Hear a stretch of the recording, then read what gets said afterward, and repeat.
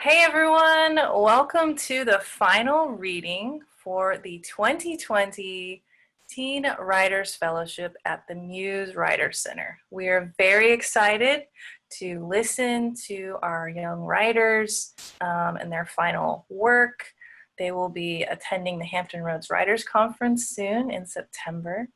And I do want to say that Jessica Kelly could not be here, but I believe that the students can attest to what a good mentor she is and teacher, and Seneca can probably attest to liking working with her. So I hope you all have enjoyed having Jessica as one of the pillars, guiding pillars of this program, and that you've really enjoyed the program so far.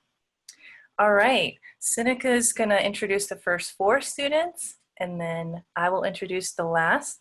Before we get started, I do want to say we have released our fall schedule. So go to the-muse.org to see the schedule. And we will have a fall workshop available to all of these lovely students to continue their momentum and workshop their pieces. All right, take it away, Seneca. Hey, how's it going, everybody? Welcome. I'm Seneca A. Lofton, poet, educator, recording artist, one of the teachers of these fine writers that you have in children for this particular teen fellowship program. And I've enjoyed this ride from beginning to the end. It's my first time doing this with this specific group of students, so I've enjoyed every moment of it.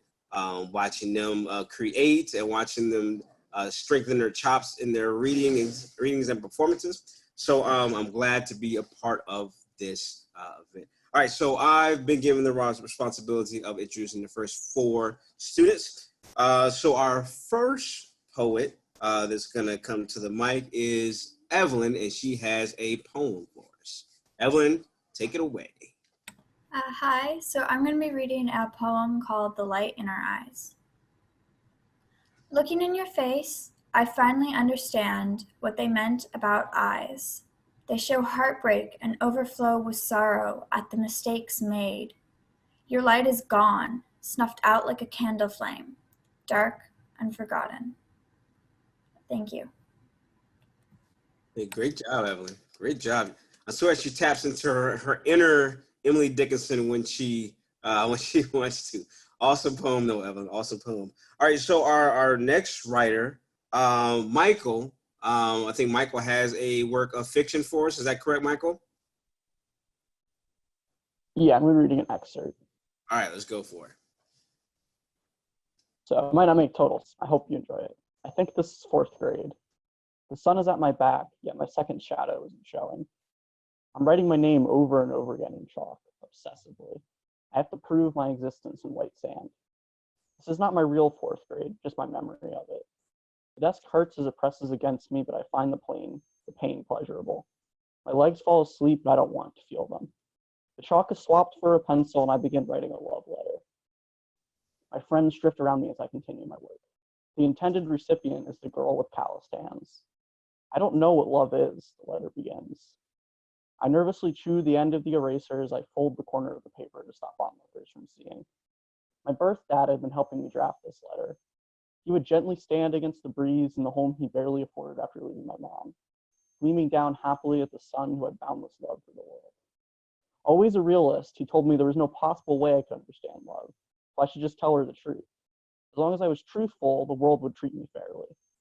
He kept me to a tight schedule in his house of writing these love letter drafts, sometimes far past what I wanted to do. Look away from a religion, he angrily told me after reading a draft inspired by my mom's advice the week prior. Religion knows nothing of the real world.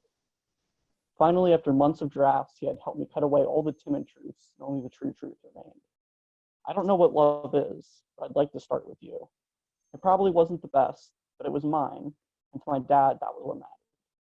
I remember racing through the school to track down the girl with calloused hands. As I passed my classmates, they recoiled from the backdraft of me racing faster than a sports car to find her, and my friends laughingly shook their heads at my energy. As I finally approached her, however, I slowed down. I felt my heart stop racing and grow cold, and I found my face drooping. She was stoically studying under the staircase, A stack of papers and pencils that had been so used they were now stubs discarded beside her. She didn't even acknowledge me as I passed her the paper. She just took it wordlessly and put it on top of all the work she was doing. Just took one moment to read it and then motionlessly move it to her lap with all the other work she had completed. To her, it was a simple equation, and I was just going out of my way to waste her time. Of course the answer is no. That's not how math works. I wasn't distraught over her reaction. I didn't cry or throw a fit. Just walked away as emotionless as I had approached. Then once I was outside of her range, went right back to being joyous again. She never said anything about it after the fact, never brought it up to the friend group or changed our relationship because of it. She knew from the moment we first laid eyes she would reject me. I knew from the moment I began drafting the love letter, called fate.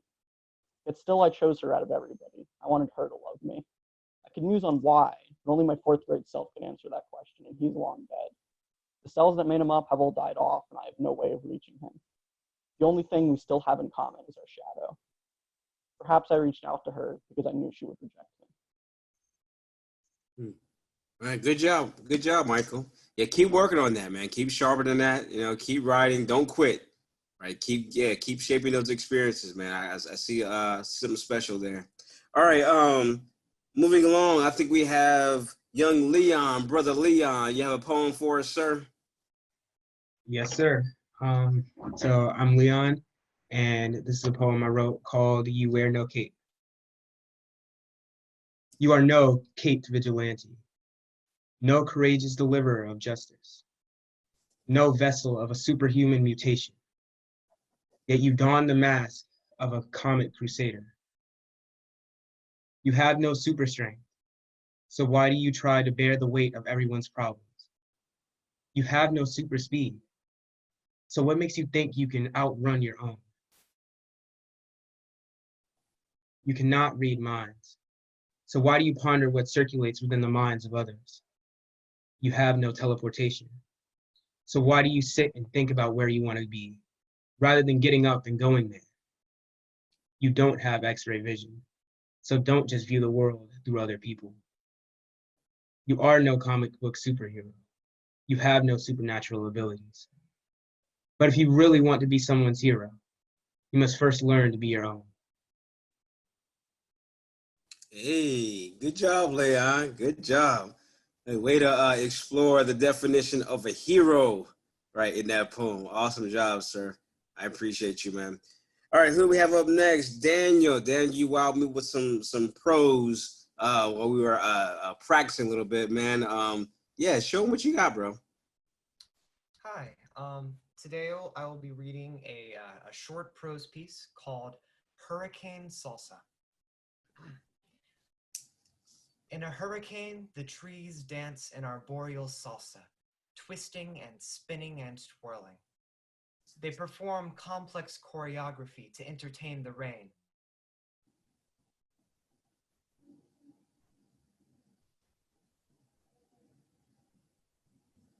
Uh-oh, looks like we got a little bit of a freeze on Daniel's video. Keeps time, leading the trees in step 1, 2, step 1, 2. These atmospheric musicians set a frantic tune, with ghostly instruments heard for miles around. You'll find their music in the tumbling tempo of upturned garbage cans, in the way that a stop sign is torn from the ground to beat, beat, beat against the side of an old shed, as if to say, the trees aren't slowing down, so neither are we. The rain keeps its own percussive rhythm, titter-tattering and pitter-pattering on rooftops and roadways and down, down, down the gutter, down the drain, down to the ground to soak in the dirt, down the dirt to soak in the trees and return as vibrant green dance. In the eye of a hurricane, the trees are still. The rain is quiet, and the wind takes time to catch a breath between songs. There's a tension in the neighborhood as the musicians pull out sheet music for Jambe Ke. A willow tree takes the stage hand in hand with a poplar. The dancers stand ready. 5, 6, 7, 8, and the storm begins again. Thank you. Great job, Daniel. Great job, sir. Great job. Definitely enjoyed that. Okay, I guess I'm going to turn over the controls to Anna. Anna, you're going to introduce the next four. Anna, take it away. Will do. All right. So we have Kiera next. Hi, I'm Kiera. I actually have two poems to share today. The first poem is called Spring Day. It poured on the way there. Gray sky hurtled past. Cold razors pelted the window pane. Somewhere a lone sapling unfurled its buds for spring. The train rattled atop rusted tracks, a great beast thundering across barren earth. The whistle screamed, thinning the frigid air, a piercing thing fighting the rain. Pink splotches of daydream settled on my mind, soft as fairy dust. Summers that would never end, stretched poolside under the sun, sweat draining from our tan faces. The way we gossiped for hours while we worked and ran for shelter if it stormed. The way our skin shriveled up in the water. The way our skin shriveled up if we stayed in the water too long. It kept pouring, with the melancholy of the rain clinging to the thick glass of the window pane. It felt safe, sunken deep in velvet red cushions, nestled in the belly of the beast under the rain. The sapling grew into a great oak with a trunk that climbed the sky. Its limbs hold a dangling pair of sneakers tied up by the laces, spinning slowly beneath the too bright blue of a field running as far as the eye can see. The sun casted its last fiery beams, sinking below the horizon, waiting. I didn't know it then, but I was never getting off that train, barreling into the rain. So that was the first one. And then the second one is called Running. It's time to stop running through ice puddles, cobbled alleyways, narrow streets, dark with flickering light. Turn around, there's no beast, just narrow streets, cobbled alleyways, ice puddles, and your own flickering light. Not good enough is a disease. It festers until you bleed. Your potential, it leaks down the street. Belief is power. You create a religion and worship at the altar, kneeling. You believe in something whether you know it or not. It sits at the core of your being, breathing. Good thing your brain is plastic. If you want, you can change it, but don't wait. Okay, that was the end of that poem. All right. Thank you. I'm just always really, it's a lot of fun to be here. I hope that everyone's enjoying it, especially our parents who are getting the very special peek behind the scenes. All right, let's go to Caroline and we'll come back to Isabella. How about that? Okay. Okay.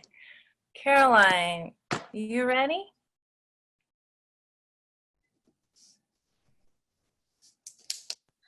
This poem is called Omaha Beach. So, anticipation, usually hot and clammy, felt cold and damp, soaking into the uniforms of soldiers, of numbers, as water splashed their faces and boats approached the shoreline.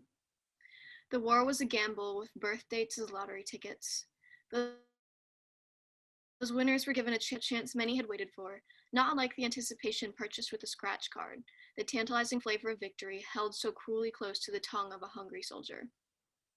But as lead rains down and water mixed with blood, the chance to fight at Omaha Beach was more like a merciless, unforgiving roulette. Soldiers were reduced to losing numbers in the June 6th lottery. The soldiers spoke the language of the guns, of bodies beating against the shore, of scissors against intestines, of the heavy metallic air, of shrapnel and scorched earth, of the unbearable pain or woeful calls for Ma and Pa. The men who trudged past the bloody beach, past the enemy lines, lost the cruel, hot gamble equally as much as those who in the thick red clay, the tang of rust and blood suffocating the senses. Those who walked past the foreign lines, victorious in battle, did not win the lottery, as they gambled their names the next day in another similar battle. No soldier won the lottery of war, but victory and glory, just out of reach when scratching off a lottery card, tasted like the thick metallic air and felt like the sinking stickiness of the clay. The glory came only after the sacrifices of those willing to gamble, and came at the price of the cries to Ma and Pa, the warriors trudging with a rosary in one hand and a limb in the other. We taste the victory won by the boots and fire and led reign and lost war, won only after the selected few gamblers rolled and lost, a tragic truth ever so evident as cartilage was blasted off barbed wire with a fire hose. Thank you. Okay, Isabella, are you ready? That was wonderful, Caroline. Yes, I'm ready. Go ahead. Okay, so I will be reading a poem that I actually plucked from a screenplay that I've been working on for a while. So it doesn't actually have a name, but here we go. I stare too much at my window seat, caught up in the memory of what she looked like so elegantly perched upon her throne. The portrait lives on so vividly in my mind. She sat in my window, eating sliced strawberries from a bowl and reading a book of poetry. The light fell gracefully upon her knees, illuminating every little bruise and every little scar she wore on her skin that day. Her skirt, stark against her fair skin, fell just above her knee. It was rose-colored, like her lips, like the strawberries in the bowl, like the remnants of nail polish on her fingernails, like the color of my cheek. An insignificant thing, but immensely important to me. In the hours following our brief grace, I tried to map out exactly how it felt, her closed arm against mine, the warmth of her body filling the air around us. I'd do this only to find out that a touch so rare could never be recreated by an average being such as myself. It could only be mimicked by the ethereal soul in the window, the enchanting girl in red. Okay, that's it. All right, I like that. One thing that a lot of our students, if not all of them, have done this program has been challenged to write in other genres and to also take pieces of their chosen genre and extract them to write other things, like that example. And I believe Caroline has done some comic book work. So this group has just been really, really neat to watch you guys do that and expand yourself. And it's always a good sign of an exploratory writer is to read other types of work and to try to write in other genres. So we're very proud of you. All right. Our last reader is Adia.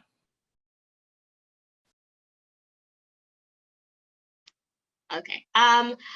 Today, I think I said earlier I was going to be reading a poem, but I will not be doing that. I changed my mind. Instead, I'll be reading a short, flash fiction piece called Shoes. They swung back and forth overhead, a battered pair of baby blue Converse, strung up to the telephone line by their shoelaces. It was nearing dark by the time she saw them, the blue of the shoes fading into the ever-changing blue of the sky, the off-white rim standing stark against the pink clouds that sat on the horizon, and in the distance there was the moon, not crescent, not full, not halfway done but on its way, and if she closed one eye, the shoes took up its place in the sky. The sight gave her pause, and she couldn't stop fixating on the fact that those shoes would never be worn again. They were close enough to see, to feel, to consider touching, but too far away to be reached. Someone had known that. Someone had loved these shoes but seen the way the soles were slipping off the bottom, had seen the dirt stains that wouldn't come off the canvas, had brushed the fraying laces and knew that the fresh pair of baby blue Converse they bought from the store or received for Christmas were long gone. No one would ever have those shoes again. So why string them up, she asked herself. Why parade this corpse around for the whole neighborhood to see, for her to see? Why couldn't the things you left stay gone? She couldn't make sense of it, and she was sort of crying. And the half-dark was turning to full dark, little pinprick of stars peeking their heads between the curtains, waiting for their time to take the stage. And the blue shoes, alone up there on that phone line, kept swinging overhead, maybe a little slower this time, maybe not as high. She backed away from them, willing them to keep swaying with just her eyes. The thought of their stillness was too much to bear, but she could keep them in motion with her gaze. Keep going, she whispered to the empty street that seemed so filled with the presence of these Converse. Keep going, I'll be back tomorrow. But as she turned her back to them to go inside, they stilled. Thank you. All right, let's have a nice round of applause. Take yourselves off mute for everyone tonight. Good job. Awesome job, Adia. Great job. Sean, if you wouldn't mind, can you unhide our parents for a second?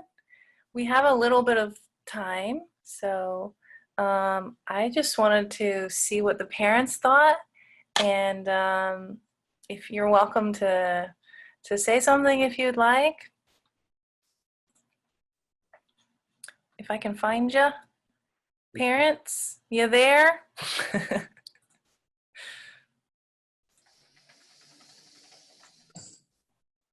Where'd you go? Show non-video. There we go. Tiffany, AJ, Dave, Sheila, OCs. Any comments for your students or any of the other students? I guess I'll say something. This is Tiffany. Hi. I just think that this was an amazing group of students. All of the works I'm very impressed by, and I'm just so thankful that you guys shared your works with us. This was really enjoyable. Agreed. Anyone, any other parents? Yeah, we know that Evie has had a wonderful experience. I know Jessica isn't here tonight, but has loved her as a mentor and just really appreciate that. I remember asking her the first night that she had class, and that there were lots of different kinds of writers there, which I think is great at this age to be able to, you know, talk to screenwriters and poets and, you know, fiction writers. So really appreciate the diversity of their styles and their backgrounds and all of that, getting these kids together. So. Great, thank you. I don't always get to hear from parents, so I love it when I do, and we're so glad to have you here. Sheila got a message from Dave. So he says his mic's not on, but he loved all the stories and thanks so much for sharing. And yeah, so if you'd like, we're gonna all wave and say goodbye, okay? Thanks so much for coming, and I'll be emailing you, of course. All right, bye.